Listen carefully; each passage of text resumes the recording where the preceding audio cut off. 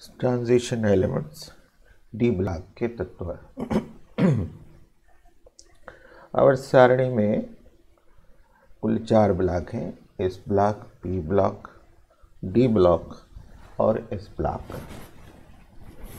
इन ब्लॉकों का निर्धारण तत्वों के इलेक्ट्रॉनिक विन्यास से किया जाता है। इलेक्ट्रॉनिक विन्यास में अंतिम इलेक्ट्रॉन जिस उपकोष में प्रवेश करता है वो उसका ब्लॉक हो जाता है। आवर्त सारणी में कुल 18 समूह हैं। इन 18 समूहों में से पहले और दूसरे समूह में अंतिम इलेक्ट्रॉन वाह्यतम कोश के इस उपकोष में प्रवेश करता है, इसलिए ये 2 समूह इस ब्लॉक के तत्व कहलाते हैं। उसके बाद आवर्त सारणी में समूह संख्या 13 से लेकर के समूह संख्या 18 तक के तत्वों में इनके अंतिम इलेक्ट्रॉन वाह्यतम कोश के पी कोश में प्रवेश करते हैं, इसलिए इनको पी ब्लॉक के तत्व कहा जाता है। इसमें हीलियम एक्सेप्शन है। हीलियम का परमाणु क्रमांक 2 है, इसका इलेक्ट्रॉनिक विन्यास 1s2 है, तो इस हिसाब से इसका अंतिम इलेक्ट्रॉन एस उपकोष में गया, फिर इसको एस ब्लॉक में होना चाहिए। लेकिन हीलियम के अंतिम इलेक्ट्रॉन के एस उपकोष में प्रवेश करने के बाद भी हीलियम के अधिकांश गुणधर्म पी ब्लॉक के तत्वों के गुणधर्म से मिलते हैं, इसीलिए हीलियम को पी ब्लॉक का तत्व माना जाता है।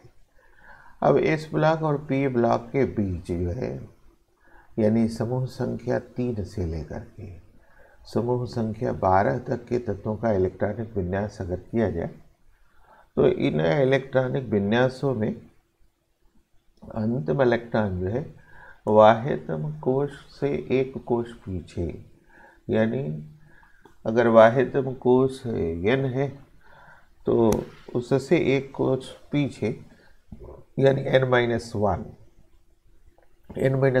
कोश के डी उपकोश में प्रवेश पाता है। तो आवर्त सारणी में समूह संख्या 3 से लेकर के समूह संख्या 12 तक का जब इलेक्ट्रॉनिक विन्यास करते हैं तो इनका अंतिम इलेक्ट्रॉन n-1d में प्रवेश करता है। तो डी कोश में प्रवेश करने के कारण इनको डी ब्लॉक का तत्व कहा जाता है। फिर परमाणु क्रमांक 58 से 71 और 90 से 103 तक के तत्वों का जब इलेक्ट्रॉनिक विन्यास करते हैं तो इनका अंतिम इलेक्ट्रॉन n-2 f में प्रवेश करता है। तो अंतिम इलेक्ट्रॉन f उपकोष में प्रवेश करने के कारण इन्हें f ब्लॉक के तत्व कहते हैं। तो डी ब्लॉक के तत्व आवर्त सारणी में समूह संख्या 3 से लेकर के समूह संख्या 12 तक हुए, यानी परमाणु क्रमांक 21 से लेकर के परमाणु क्रमांक 112 तक के जो तत्व है वो डी ब्लॉक के अंतर्गत आएंगे। लेकिन बीच में ब्रेक मिलेगा, परमाणु क्रमांक 57 के बाद 72 परमाणु क्रमांक का तत्व मिलेगा, यानी 58 से 71 तक का ब्रेक यहाँ मिलेगा। फिर परमाणु क्रमांक 89 के बाद 104 परमाणु क्रमांक का तत्व मिलेगा, इसका मतलब 90 से लेकर 103 तक के परमाणु क्रमांक वाले तत्वों का ब्रेक मिलेगा, यानी 58 से 71 और 90 से 103 तक के तत्वों के इलेक्ट्रॉनिक विन्यास में अंतिम इलेक्ट्रॉन n-1d में प्रवेश करने के स्थान पर n-2 f में प्रवेश करता है। ये f ब्लॉक के तत्व हो गए, इसलिए इनको यहाँ नहीं रखा गया। तो इस तरह से हम ये देखें कि आवर्त सारणी में पहला ब्लॉक जो है वो एस ब्लॉक है और धुर किनारे वाला जो ब्लॉक है वो पी ब्लॉक है। इन 2 ब्लॉकों के बीच ये तत्व आता है। इसका मतलब ये हुआ कि ये संक्रमण तत्व क्यों होगा। ये एस ब्लॉक के तत्व प्रबल धनात्मक होते हैं और पी ब्लॉक के तत्वों में धनात्मकता बहुत कम है। तो 2 भिन्न प्रकृति के तत्वों के बीच ही आए, इसका मतलब इनके गुणधर्म एस ब्लॉक और पी ब्लॉक के तत्वों के मध्य के मिलेंगे, इसीलिए इनको संक्रमण तत्व कहा जाता है। इसमें प्रश्न ये उठता है कि डी ब्लॉक के तत्वों को संक्रमण तत्व क्यों कहते हैं। उसका जवाब यही होगा कि डी ब्लॉक के तत्व आवर्त सारणी में एस और पी ब्लॉक के तत्वों के मध्य आते हैं, उनके गुणधर्मों के मध्य संक्रमण प्रदर्शित करते हैं, इसलिए इनको संक्रमण तत्व कहा जाता है।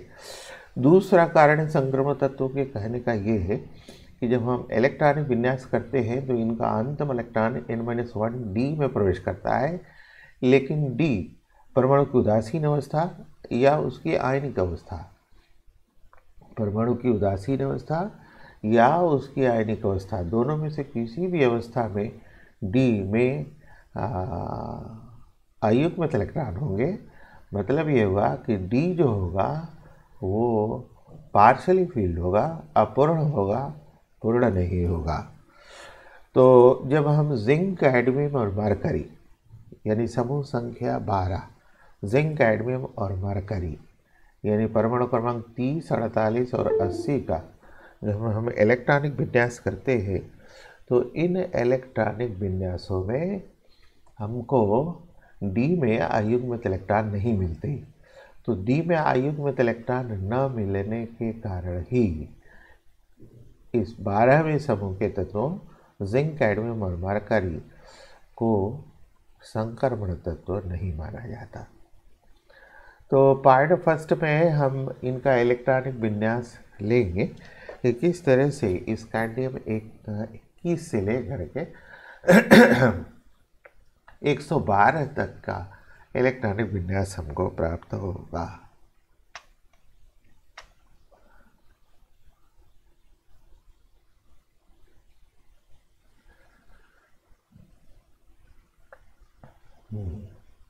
हम परमाणु क्रमांक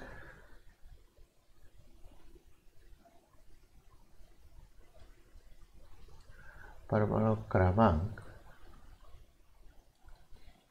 21 से 30 तक के इलेक्ट्रॉनिक विन्यास को लेंगे। तो परमाणु क्रमांक 21 से 30 तक का इलेक्ट्रॉनिक विन्यास में हमको जो इलेक्ट्रॉनिक विन्यास की स्थिति प्राप्त होगी उसमें पहला तत्व हमारा स्कैंडियम है, Sc, इसका परमाणु क्रमांक 21। उसके बाद जो दूसरा तत्व है वो टाइटेनियम है, दूसरा तत्व टाइटेनियम है, इसका परमाणु क्रमांक उससे एक अधिक यानी 22 मिलेगा। फिर उसके बाद का जो तत्व है वो वनैडियम है, उसका परमाणु क्रमांक 23। फिर क्रोमियम है, परमाणु क्रमांक 24। फिर मैग्नीज है, परमाणु क्रमांक 25। फिर आयरन है, Fe, परमाणु क्रमांक 26। और उसके बाद कोबाल्ट है, परमाणु क्रमांक 27। फिर निकेल है, परमाणु क्रमांक 28। फिर कॉपर है, परमाणु क्रमांक 29। और फिर जिंक है, परमाणु क्रमांक 30। तो इनके इलेक्ट्रॉनिक विन्यासों को लिखने की दो स्थितियाँ हमारे पास है। एक तो स्थिति हम जैसे इलेक्ट्रॉनिक विन्यास एसपीडीएफ में लिखते हैं उस आधार पर लिखें, और दूसरा इलेक्ट्रॉनिक विन्यास जो है अक्रिय तत्वों से कंपेयर करके लिखें। तो हम अगर इस स्कैंडियम का इलेक्ट्रॉनिक विन्यास लिखते हैं तो इस इलेक्ट्रॉनिक विन्यास में हमको मिलेगा 1s2 2s2 p6 3s2 p6 4s2 3d 1 4s2 3d 1।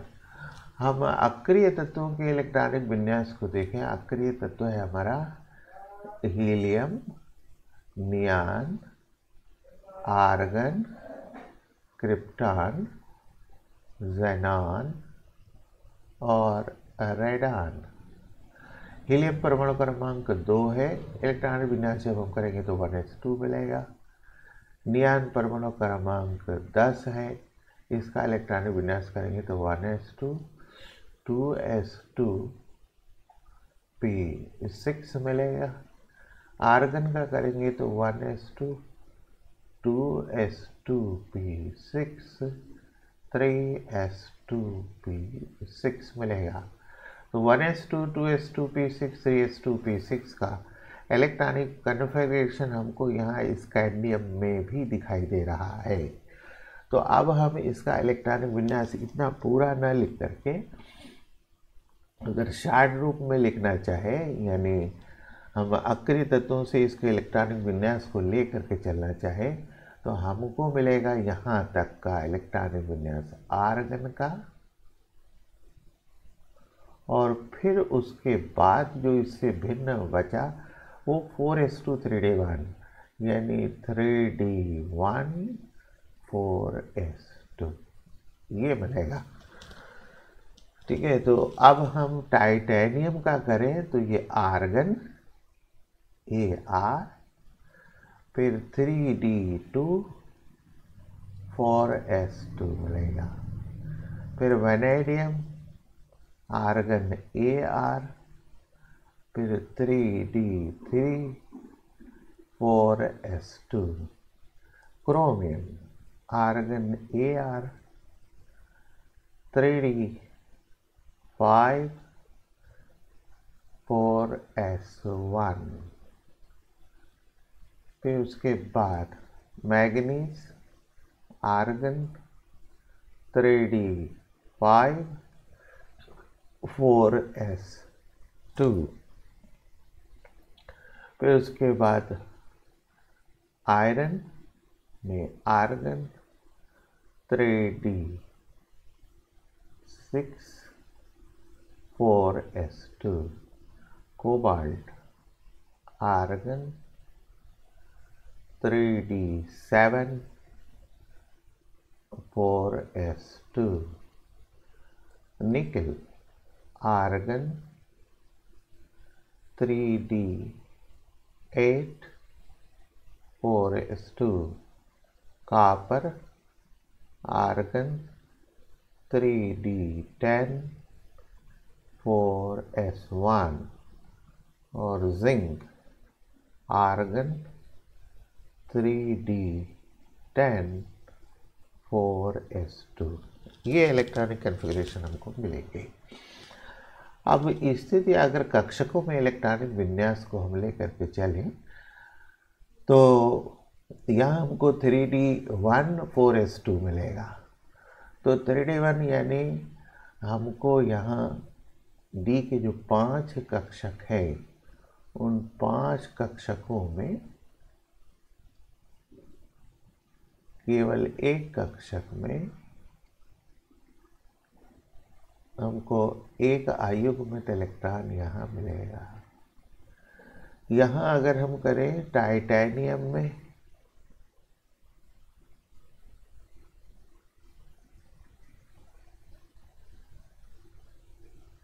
तो हमको यहाँ 2 अयुग्मित इलेक्ट्रॉन मिलेंगे। यहाँ अगर हम करें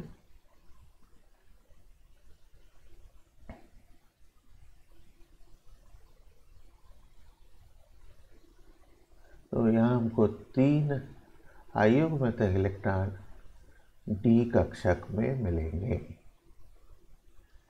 यहाँ अगर किया जाता है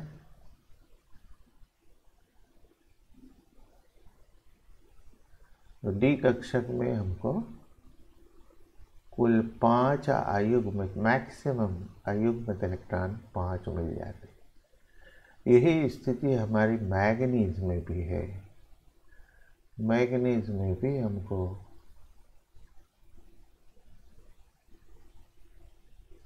मैक्सिमम 5 अयुग्मित इलेक्ट्रॉन अनपेयर्ड इलेक्ट्रॉन मैक्सिमम मिलते हैं। फिर उसके बाद Fe में अगर हम ये जाए तो हमको डी कक्षक में कुल 6 इलेक्ट्रॉन व्यवस्थित करने हैं। तो 6 का मतलब ये हो गया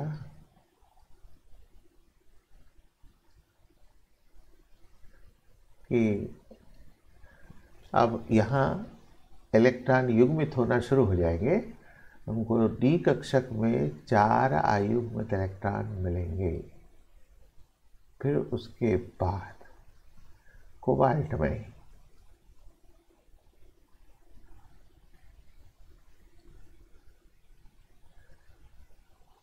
कुल 7 इलेक्ट्रॉन है। इन 7 इलेक्ट्रॉनों को यहाँ लिखने के बाद हुंड के बहुलता के नियम के अनुसार कुल 3 अयुग्मित इलेक्ट्रॉन मिलेंगे। फिर निकल में यहाँ परमाणु क्रमांक 28 है, डी में 8 इलेक्ट्रॉन आते हैं।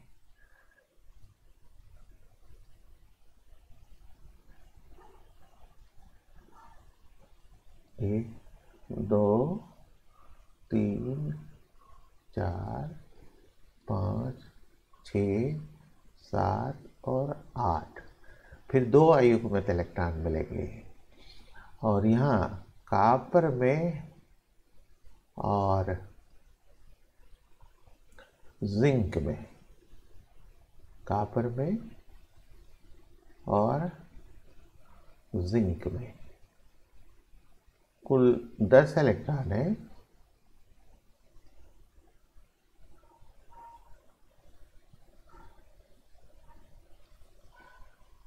इसलिए यहाँ हमको अयुग्मित इलेक्ट्रॉन नहीं मिलेंगे। मतलब क्या हुआ कि जब हम इलेक्ट्रॉनिक विन्यास करते हैं स्कैंडियम से लेकर के जिंक तक का, तो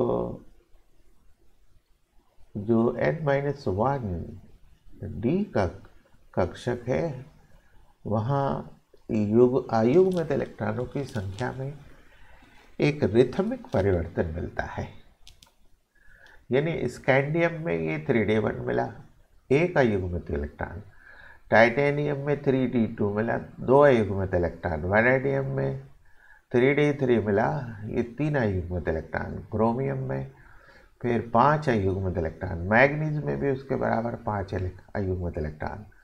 और आयरन में ये क्रमशः 4, फिर कोबाल्ट में 3, निकल में 2, और फिर कॉपर और जिंक में हमको कोई अयुग्मित इलेक्ट्रॉन नहीं मिलता है। तो अब वाहेतम कोश का जो इलेक्ट्रॉनिक विन्यास मिला, हम एक वर्ड यहाँ प्रयोग में लाते हैं अक्सर, अभिलाक्षणिक इलेक्ट्रॉनिक विन्यास। अभिलाक्षणिक इलेक्ट्रॉनिक विन्यास।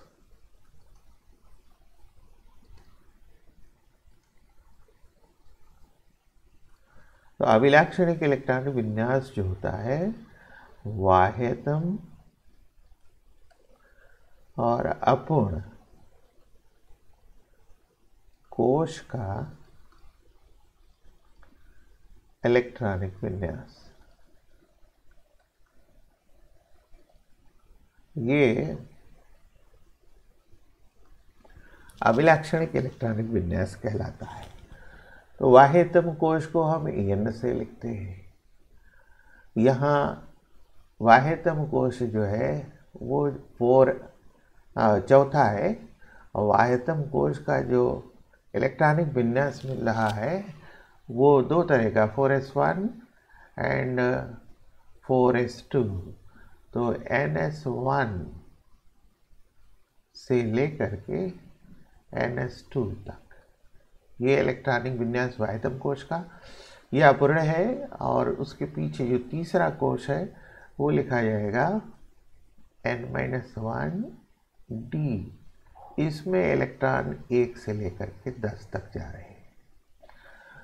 तो अब इसका जो स्कैंडियम से लेकर के जिंक का अभिलाक्षणिक इलेक्ट्रॉनिक विन्यास मिला वो ns122 से ns122 n-1 d1 to 10, ये अभिलाक्षणिक इलेक्ट्रॉनिक विन्यास मिला।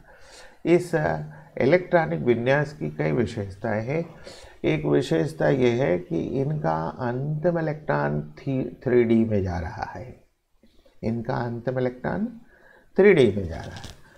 तो पूरे डी ब्लॉक के तत्वों का इलेक्ट्रॉनिक विन्यास अगर हम करें तो हम ये पाएंगे कि 21 के नीचे परमाणु क्रमांक 21 के नीचे तत्व है यट्रियम। इसका परमाणु क्रमांक 39 है। फिर ईटीएम से हम आगे जाएं कैडमियम तक, इसका परमाणु क्रमांक 48 है। तो इनका इलेक्ट्रॉनिक विन्यास करते हैं तो हमको पता ही चलता है कि इनका अंतिम इलेक्ट्रॉन 4d में गया। उसके बाद के आवर्त में हमको मिलता है लैंथेनम परमाणु क्रमांक 57 से लेकर के मरकरी परमाणु क्रमांक 80 तक। इनका जब हम अभिलक्षणिक इलेक्ट्रॉनिक विन्यास करते हैं तो इनका अंतिम इलेक्ट्रॉन हमको 5d में मिलता है। और फिर उसके बाद एक्टीनियम 89 से लेकर के अनअनबियम 112 तक का जब हम इलेक्ट्रॉनिक विन्यास करते हैं तो अंतिम इलेक्ट्रॉन 6d में जाता है। तो डी ब्लॉक के तत्वों में जब हम इलेक्ट्रॉनिक विन्यास करते हैं आवर्त संख्या 4 से लेकर के आवर्त संख्या 7 तक, तो हमको 3d से लेकर के 6d तक के में इलेक्ट्रॉनों का विस्तार मिलता है। तो मतलब ये हुआ कि इलेक्ट्रॉन डी ब्लॉक के तत्वों में किसी आवर्त के तत्व में अंतिम इलेक्ट्रॉन 3d में, उसके बाद के आवर्त के तत्वों में अंतिम इलेक्ट्रॉन 4d में, उसके बाद के तत्वों में अंतिम इलेक्ट्रॉन 5d में, उसके बाद के तत्वों में अंतिम इलेक्ट्रॉन 6d में प्रवेश करते हैं। तो अंतिम इलेक्ट्रॉन किस कोश के डी उपकोश में जा रहे हैं, किस कोश के डी उपकोश में जा रहे हैं। तो किस कोश के डी उपकोश में जाने का मतलब ये हुआ कि जो डी ब्लॉक के तत्वों का पहला आवर्त है उसमें अंतिम इलेक्ट्रॉन 3d में गया, उसके बाद का जो आवर्त है उसमें अंतिम इलेक्ट्रॉन 4d में गया, उसके बाद 5d में गया, उसके बाद 6d में गया। तो अंतिम इलेक्ट्रॉन के डी उपकोश में प्रवेश करने के आधार पर डी ब्लॉक के तत्वों को इन 4 श्रेणियों में विभाजित करते हैं। इसमें पहली 3d श्रेणी, दूसरी 4d श्रेणी, तीसरी 5d श्रेणी और चौथी 6d श्रेणी कहलाएगी। तो 3d श्रेणी में स्कैंडियम से लेकर के जिंक तक के तत्व आते हैं, परमाणु क्रमांक 21 से लेकर के परमाणु क्रमांक 30 तक। फिर 4d में यट्रियम से लेकर के कैडमियम तक। 21 में 18 जोड़ी तो 39 ये मिलेगा यट्रियम, और 30 में 18 जोड़ी तो 48 मिलेगा कैडमियम। फिर 5d में ये मिलेगा लैंथेनम La से लेकर के मरकरी Hg, ठीक है। तो 39 में 18 जोड़ दिए तो 57, और इसमें 32 जोड़ दिए तो ये मिलेगा 80। फिर अंतिम जो श्रेणी है वो एक्टीनियम से लेके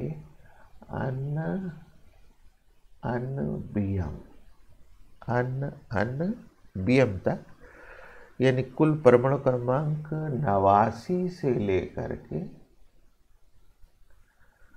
112, ये स्थिति है। यानी अगर हम इस 3d श्रेणी का इलेक्ट्रॉनिक विन्यास करते हैं, यानी स्कैंडियम 21 से लेकर जिंक 30 तक, तो हमको अंतिम इलेक्ट्रॉन 3d में मिलता है। फिर यट्रियम 39 से लेकर कैडमियम 48 तक करते हैं तो अंतिम इलेक्ट्रॉन 4d में मिलता है। फिर लैंथेनम 57 से लेकर के मरकरी 80 तक का करते हैं तो अंत में इलेक्ट्रॉन 5d में मिलता है। और एक्टीनियम 89 से लेकर के आनंदीयम 112 तक का करते हैं तो अंत में इलेक्ट्रॉन 6d में प्रवेश करता है। तो अंतिम इलेक्ट्रॉन के n-1d कोश में प्रवेश करने के आधार पर डी ब्लॉक के तत्वों को 4 श्रेणियों में विभाजित किया जाता है, जो 3d, 4d, 5d और 6d श्रेणी के तत्व कहलाते हैं। तो ये 3d श्रेणी का तत्व हुआ। इसमें आपको 2 स्थान पर यानी क्रोमियम 24 पर और क्रोमियम 29 पर इलेक्ट्रॉनिक विन्यासों का व्यतक्रम मिलेगा। यानी यहाँ परमाणु क्रमांक 24 में 4s में से एक इलेक्ट्रॉन निकाल करके 3d में प्रवेश कराएंगे। इसी तरह से कॉपर 29 में 4s2 में से एक इलेक्ट्रॉन निकाल कर 3d में प्रवेश कराएंगे। ऐसा इसलिए होता है कि प्रत्येक कक्षक की 2 अवस्था होती है। प्रत्येक कक्षक की 2 अवस्था होती है। एक अवस्था जो होती है स्थायी अवस्था कहलाती है और एक अवस्था जो है अस्थायी अवस्था कहलाती है।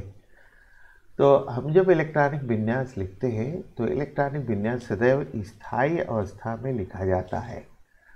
तो स्थायी अवस्था 2 होती है, या तो कक्षक पूर्ण हो, कक्षक पूर्ण हो, या फिर कक्षक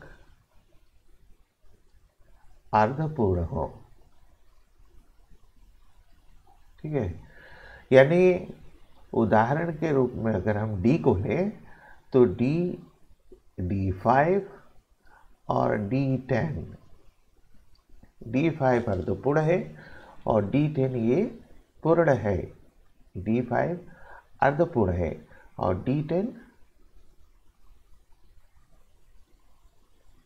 पूर्ण है। तो ये स्थायी हुए। हम जब क्रोमियम में इलेक्ट्रॉनिक विन्यास लिखेंगे तो हमको मिलेगा 4s2 3d4।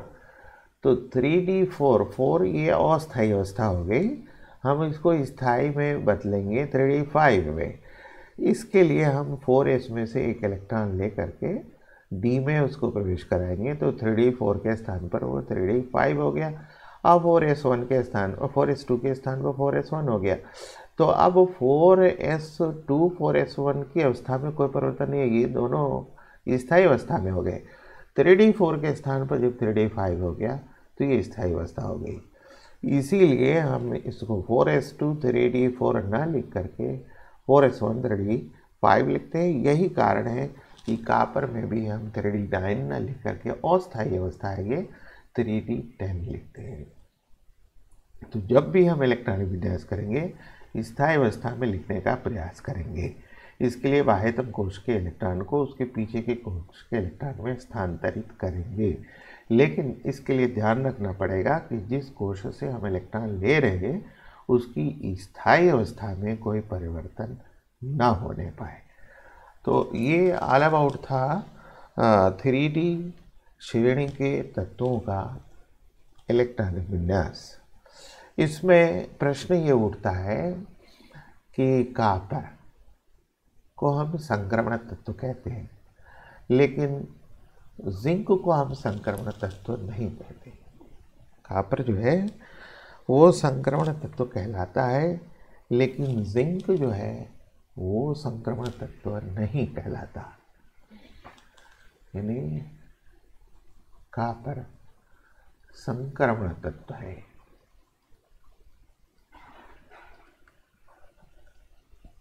जबकि जिंक संक्रमण तत्व नहीं है।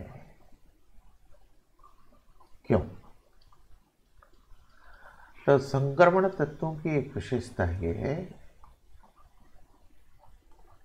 संक्रमण तत्व, संक्रमण तत्व में जो n-1d होगा ये अपूर्ण होना चाहिए, तभी ये संक्रमण तत्व कहलाएगा। हमको कॉपर की 2 अवस्थाएं मिलती हैं, एक उदासीन और एक आयनिक। उदासीन अवस्था में ये कॉपर है और आयनिक अवस्था हमको दो मिलती है मुख्य रूप से Cu पॉजिटिव और Cu डबल पॉजिटिव। जब हम कॉपर का इलेक्ट्रॉन विन्यास करते हैं तो हमको लास्ट में मिलता है 3d10 4s1 3d10 4s1। यहाँ हमको मिलता है 3d10 4s0 और यहाँ हमको मिलता है 3d9 4s0। तो कॉपर की Cu डबल पॉजिटिव स्टेट में D जो हो गया वो अपूर्ण हो गया और इसी कारण कॉपर जो है संक्रमण तत्व कहलाएगा। तो कॉपर की Cu डबल पॉजिटिव अवस्था में 3d9 है, इसमें अयुग्मित इलेक्ट्रॉन है, यह अपूर्ण है, इसी कारण ये संक्रमण तत्व कहलाएगा। लेकिन जिंक में इसकी जो दो मुख्य अवस्थाएं हैं उसमें एक Zn है और एक Zn डबल प्लस है। तो Zn का जब हम इलेक्ट्रॉन विन्यास लेते हैं तो ये 3d10 4s2 मिलता है। इसका मतलब ये हुआ कि D जो हो गया ये पूर्ण हो गया और जब इसकी आयनिक अवस्था लेते हैं तो भी ये 3d10 मिलता है, तो भी ये 3d10 मिलता है। तो यहाँ भी D पूर्ण है और D पूर्ण होने के कारण ही ये संक्रमण तत्व नहीं होगा। ठीक है, ये संक्रमण तत्व नहीं होगा। तो कॉपर में Cu डबल प्लस की अवस्था में 3d9 है, यहाँ D अपूर्ण है। जिंक की न तो उदासीन अवस्था या किसी उसकी ऑक्सीकरण अवस्था में D अपूर्ण नहीं मिलता, इसीलिए जिंक को हम संक्रमण तत्व नहीं कहते। फिर आगे पर के प्रश्नों में हमको एक प्रश्न और मिलता है,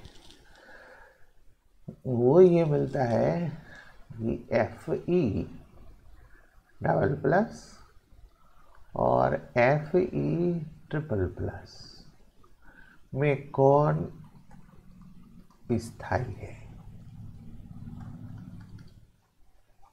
ठीक है, तो स्थायी अवस्था के दो लक्षण होते हैं। स्थायी अवस्था के दो लक्षण होते हैं, एक D अर्धपूर्ण हो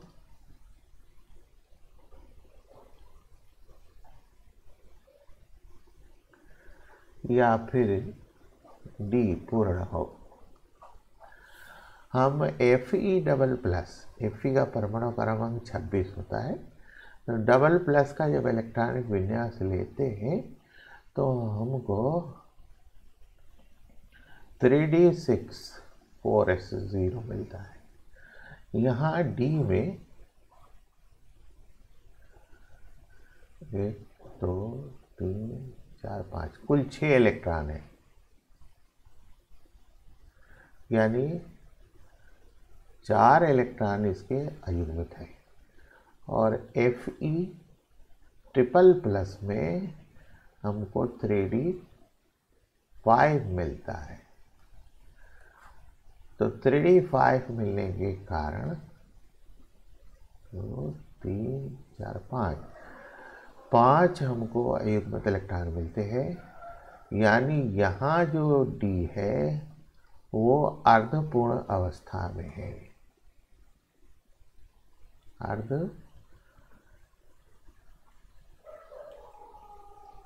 पूर्ण अवस्था में है, इसलिए स्थायी है। यहाँ D अर्धपूर्ण या पूर्ण अवस्था में नहीं है, अर्धपूर्ण या पूर्ण अवस्था में नहीं है, इसीलिए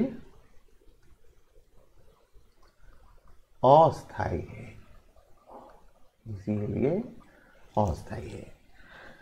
तो कौन स्थायी होगा, कौन अस्थायी होगा, इसका निर्धारण इस बात पर किया जाएगा कि वो पूर्ण अवस्था में है अथवा अर्धपूर्ण अवस्था में है। अगर वो पूर्ण अवस्था में है या अर्धपूर्ण अवस्था में है तो स्थायी होगा, और अगर वो इन दो अवस्था में नहीं है तो अस्थायी होगा। तो हमारा ऐसा ही प्रश्न जो है कापर में भी मिलता है कि Cu सिंगल प्लस और Cu डबल प्लस में से कौन स्थायी है और क्यों, ये अवस्था हमको यहाँ मिलती है। तो इस चीज़ को हमको इसको देखना पड़ेगा, ये हमारी कौन सी अवस्था जो है इसकी स्थायी मिलती है। इस रूप को विशेष रूप से हमको देखना पड़ेगा इलेक्ट्रॉनिक विन्यास में कि हमारी कौन सी अवस्था जो है यहाँ स्थायी मिल रही है। उसके आधार पर ही हम इसका फैसला कर पाएंगे।